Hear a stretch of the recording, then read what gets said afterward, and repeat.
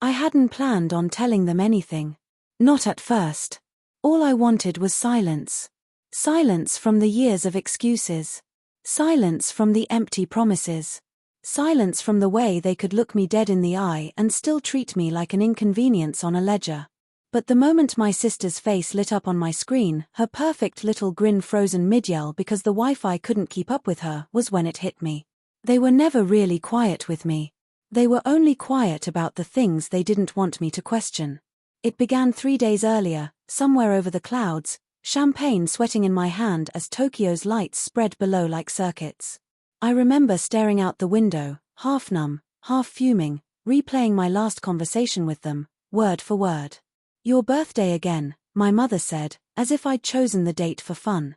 "Honey, we can't do anything big right now. Maybe next year." Next year. The same line they'd used for 20 years.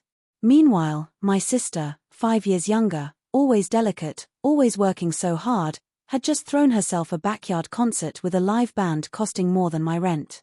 I didn't argue. I never argued. That was my mistake. I used to tell myself they loved me in their way, that maybe I was the easy one, the low-maintenance one, that my silence was strength, not a leash they pulled to keep me in line. But truth has a way of arriving slowly, like rust eating through steel. The first crack appeared in the form of a bank statement accidentally mailed to me. Charges for things they'd claimed they couldn't afford. Then came the comments. My sister saying, "Well, you don't need parties." As if affection should be rationed by necessity. And then the final dagger, my father, thinking he'd hung up the phone, murmuring, "She doesn't need celebrating. She's fine on her own. Fine on my own." Translation, not worth the effort. That night, something inside me shifted. Not broken, reset. I didn't cry. I didn't confront them. I didn't plead for a cake, a flickering candle, a single moment that belonged to me. I began to plan. First, I checked my savings. Years of frugality, while they insisted things were tight, had built me something powerful. Quiet money. Private money. Second, I booked the flight. First class. Paid in full, without hesitation. Third, I picked the penthouse. Floor-to-ceiling windows, the skyline cutting through the night, a bathtub big enough to float in and leave everything behind. I told no one. I discovered that silence can be a weapon when you finally aim it. When I landed in Tokyo, the city welcomed me like an old friend I'd been waiting for. Even the neon felt personal. I spent my first night barefoot on the marble floor, watching Shibuya's lights flicker like a pulse I controlled. And then I posted a single photo from the penthouse, the city endless beneath me. No caption, just my initials in the corner. The reaction was instantaneous.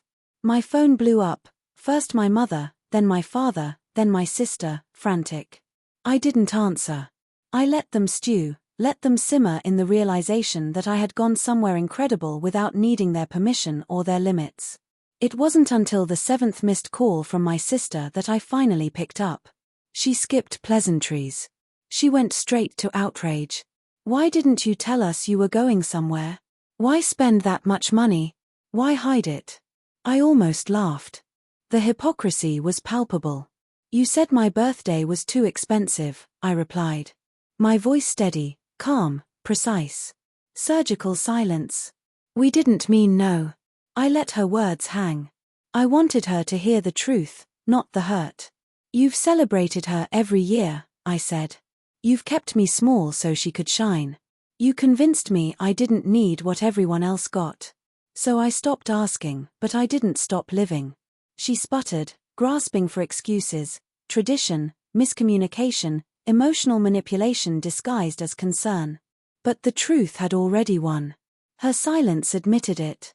Next came my mother, then my father. I ignored them. Instead, I slid open the balcony door and let Tokyo's night air wash over me. I stood there as their messages piled up, more desperate with each ping. "We didn't know you felt that way. You could have said something. Why are you being dramatic? We're your family." That word used to hurt. Not tonight. Tonight, family celebrates you. Family shows up. Family doesn't treat love like currency. I poured another glass of champagne and finally replied. One sentence. I'm celebrating myself now. And I meant it.